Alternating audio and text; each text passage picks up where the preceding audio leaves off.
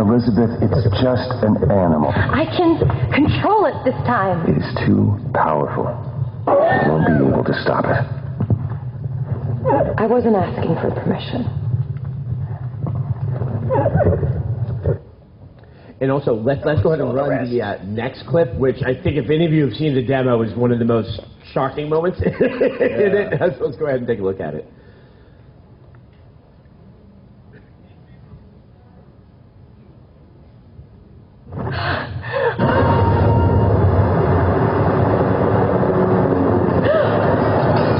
What did you do? What did you do?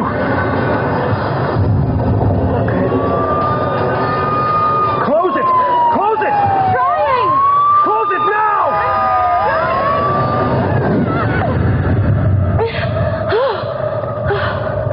What was that? What was that? Talk to me, Elizabeth! You were right. I can't control it. It's not possible. Well, with what just happened, do you really want to take bets on what's possible? Let's go find Comstock. It raises so many questions. Yes, Ken? Yeah, so this scene was super challenging for us, and we're going to show in a second how it happened and how the actors really made it happen. Because in a movie, to get the amount of the problem we have as a game developer is this is not a cutscene. So what if the player runs off? What if the player wants to run ahead to the next thing? We have very limited time. All we could basically do is make the park a certain size, so they can't get out of that scene, quickly enough to get to the next bit and ruin this emotional moment.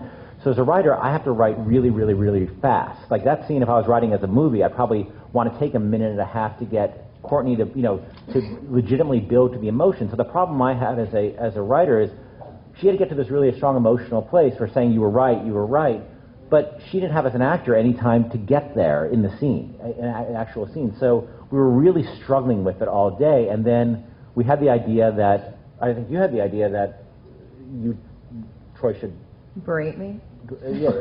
Berate, by the way, if anyone couldn't pick up what that word was. Yeah, not rape me or whatever. That would make me really... Or it could rape me. That's like a whole nother... So you had this idea that Troy would be a douchebag to her, and which was a real stretch.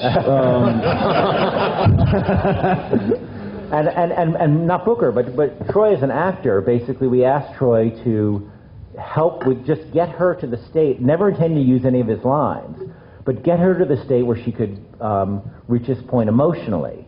And we'll show it, and it's kind of interesting.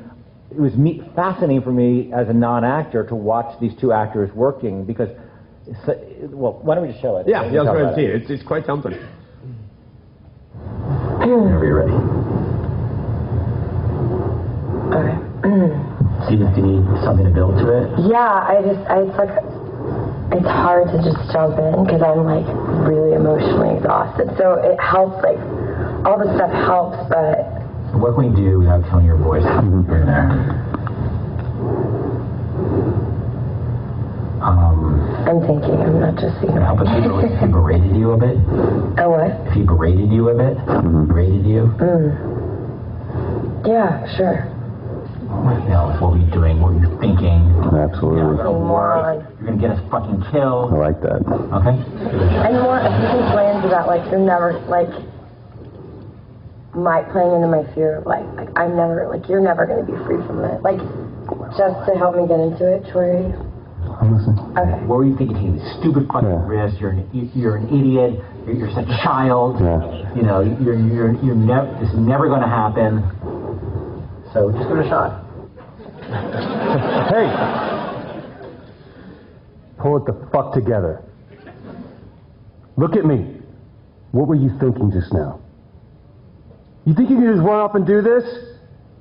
Look at me!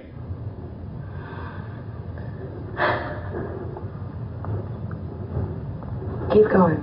Yeah. Don't get afraid. No, I'm not. Yeah. No, I just don't want you to Fucking child. Shut up! Yeah, Glenn Gary's better off. That was to Ken, by the way. I don't care if you're uncomfortable or not. Pull it the fuck together. You've either got this or you don't. you thinking? Keep at her, Fred. Keep at her. Yeah, she's got it. She just needs to fucking focus. Don't fucking laugh. Okay, you were right. I can't control it. It's not possible.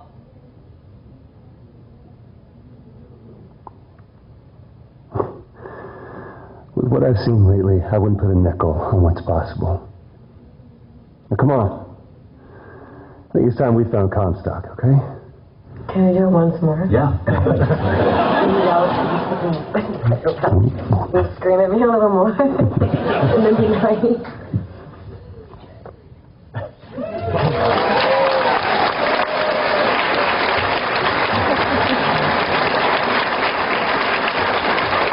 What an asshole! I think one thing that's pretty remarkable, and maybe you guys don't know this, is that when you do voice work, you typically don't have two actors in the same room. It's just kind of done in isolation. And very rarely do you get the opportunity to do something like that. And so then you take, again... Without being arrested. Yeah. There's always that. But you know, we have this scene, and it wasn't just a challenge for Elizabeth, but it was also a challenge for me because, you know, you don't want Booker to all of a sudden go, I'm so sorry, and all of a sudden show that, you know, turn up and show his belly to her. It still has to be this, I just saw something that completely freaked me out, and I just realized that I really hurt you, so, you know, come on, just throw some dirt on it, you'll be all right. And I mean, you also have to, I'm going to say this, in that, we were in a space of... Oh my God, that room was so small. 4 feet by 5 feet, maybe? 6 feet by 5 feet? We were close. We were real close. And so when she's looking up at me, I am literally, I mean, like right in front of my right in her face. And it got, I mean, we're able to look at that now and laugh, but it was awkward. And this was, I mean, really awkward. This was my callback. Yeah. So this was the first time I'd ever. Yeah, we had like flown over there together and going, let's have a drink. This is very like the worst day of my life.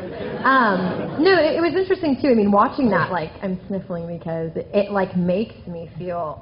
It's weird because when I first saw this clip, when they were saying, "Hey, this is what we're going to show," I felt so uncomfortable watching it. But in a room of 600 people, it's funny. Funny? Can we do it again? What's wrong with you? It's really bizarre. But I mean, if you guys were to see this, I mean, I feel like it's so different if you were to see it individually, to how awkward you feel just watching someone do this.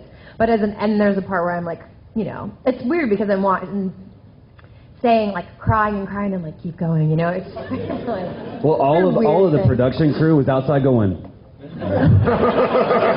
They were freaked out. Is he going to hit her? Ken, you want to step in here? I ain't stepping into nothing. And that's a typical thing. I mean, when you, like Ken was saying, when you have such a limited time, this was the end of the recording session. My voice was like, I was sick. I was exhausted. Like, I did not think that. And Ken was like, we need to keep getting to this emotional level. And I really did not think I had it in me. And that's where it's kind of a testament to this collaborative idea that we're telling you guys. I mean, this project genuinely has that, and we all were helping each other in the creative process, and that's, I mean, to have a team dynamic like that is, I mean, I'm really grateful to have. We all hugged it out after that too, so don't worry. And there was a line where I think we were laughing over it, where I'm like, "You fucking psychopath!" Like, you know, it's a good fun. Ken, obviously we've seen how like intense that scene can be, but we haven't addressed the other thing. It's kind of weird, like the way it's like the street and it says "Revenge of the Jedi." Do you have any insight as to sort of how that came about, that you decided to have this shocking moment in the course of the demo? Yeah. So that scene actually, we originally started the demo. All Elizabeth was doing was healing a dog, a small dog, and the problem was it didn't read, this tiny little dog, and we had a horse from the previous demo because the guy threw a horse at you, and the challenge was my lead artist like, another fucking horse, dude. And I was like, yeah. But originally the scene was quite different. It was the environment was transformed into like a primeval forest. We really wanted to show Elizabeth losing control of her power, but the problem was the primeval forest didn't look that different from the forest or the little park that they were in. And we had Irrational had worked on the game for about 6 months after BioShock, which we never announced and never talked about, but we had a whole bunch of assets from it. And we were like, well, what if we were to do like if instead of a farce, we need something totally night and day. So it has to freak out Booker, completely freak out Booker and completely freak out Elizabeth. Well, something that they would be complete, because these are two characters born in the 19th century, remember? Something that the audience would be quite familiar with, but they would be quite unfamiliar with and would totally freak them out and be a fun surprise and shock for the audience. And we just happened to have all these assets sitting around, unused. And so we went in a day, our effects artist, Stephen Alexander, basically put together that entire street scene. And then we sort of needed that final little touch to say what was going on here, and that's where the movie marquee came from. Revenge of the Jedi, not Return of the Jedi. The original title. name of the movie.